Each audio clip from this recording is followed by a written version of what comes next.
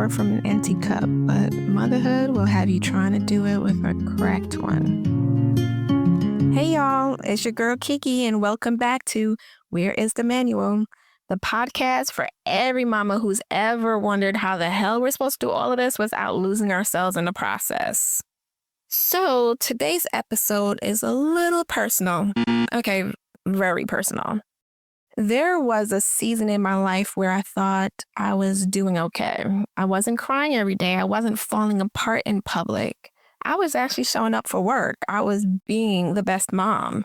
I was surviving. But survival isn't wellness.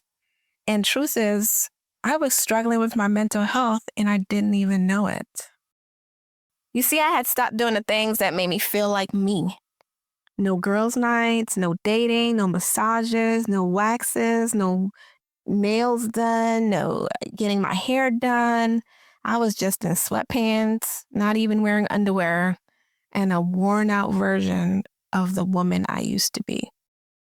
I was working from home and kind of disappearing in my own life. All I could see, all I could focus on was my daughter. She became my everything. And on one hand, that sounds noble, right? Loving, selfless, even commendable. But it's not until now do I realize I was pretty much overcompensating. My mom wasn't around much when I was a kid. I was left home alone with my older sister quite often, actually. I was pretty much a loner when I was younger.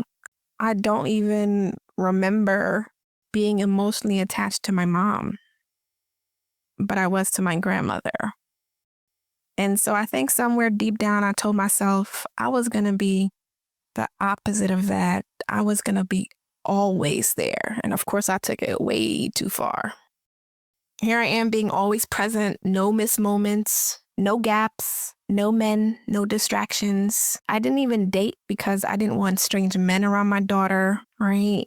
But her dad had full access to me, my house, my daughter.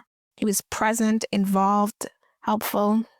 He bathed her every night, put her to sleep, came over, did things around the house. We became the best of co-parents. It was working in a rhythm.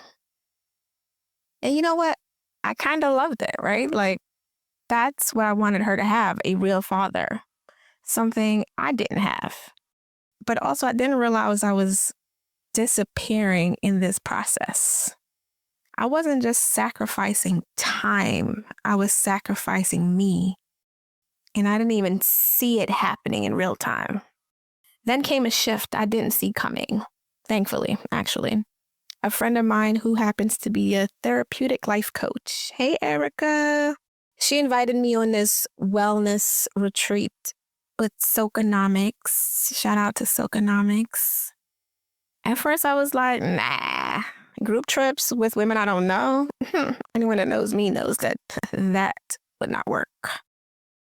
And I was like, and it's expensive. Hard pass. Never mind. Nope.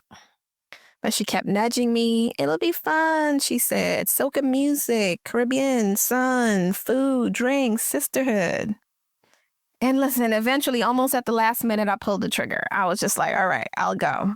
And I ended up having the time of my life. It was the relief I didn't know I needed.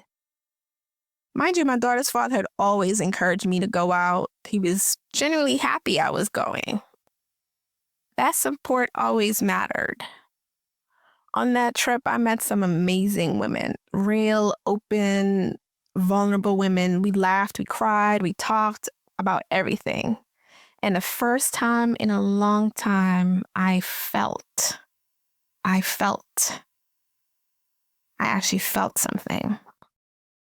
That trip was the start of my healing. When I came home, I felt something wake up in me. I wasn't fully back, but I started working out again.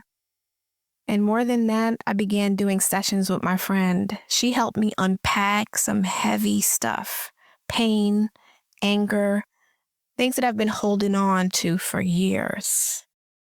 She said, you're punishing yourself. You're carrying resentment for things that aren't even yours to carry. And she was right. I had to forgive a lot of people, but most of all, I had to forgive myself. And let me tell you, that's still a work in progress. I was traveling, but just with my daughter, right? Like I wasn't hanging out with my friends. I wasn't doing anything extra. On those trips, I would invite my mom and my aunt, trying to create that connection with my mom because now I'm a mom. So yeah, I was moving, but I wasn't socializing. I wasn't going out. When they say we outside, I was inside still. I was still keeping to my small, secluded world just with my family. Even before that, when that pandemic hit, ooh-wee. For an introverted person, even though people think I'm extroverted, baby, it made me hermit level. Matter of fact, my anxiety got worse. I couldn't even drive on highways anymore. Still can't, if I'm being honest. I'm working on that. My driving is still super limited. If it's too far, I'm not going. If it requires a highway that I've never been on, I'm not going. Even starting to take trips flying, I started to have like anxiety around that. Though it's gotten better as I keep flying. The fears are still there, but I'm working through them as they're hiding in the background. I just really started to ask myself all these questions about how am I supposed to do this? Work a full-time job, drop my daughter off by 8, pick her up by a certain time. School ends at 2:20 in New York City. Attend parent meetings, volunteer, meal prep, cook dinner, clean the house, wash clothes, do my daughter's hair, get her clothes prepared, drive her to all her activities, swimming, karate, soccer, dance, gymnastics, you name it, she wants to do it. Dealing with therapy sessions, being a good and present friend, being a good daughter, being a good sister, staying healthy, mentally present, taking care of myself too. Like, how do we do it? When do we have time to do it? How? Where is that manual? So here's what I'm learning. Being a good mom doesn't mean losing yourself. It does not mean being everything to everyone while being nothing to yourself. And I'm really good at doing that. That's not love. That's depletion. And if you're listening to this and you see yourself in my story, please take a moment to check in, leave a comment. When was the last time you did something for you? Not your kids, not your partner, not your job, you. Think about that for a second. Motherhood should not be martyrdom. You are allowed to feel full, flawed even, be fabulous, even while raising children. Saving yourself is saving your kids too, right? Like we all know the saying, you are no good to anyone if you're not good to yourself.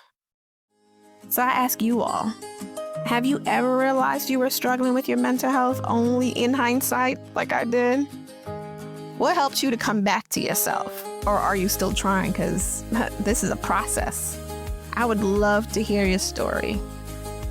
Until next time, give yourself grace. You are doing enough and you deserve care too.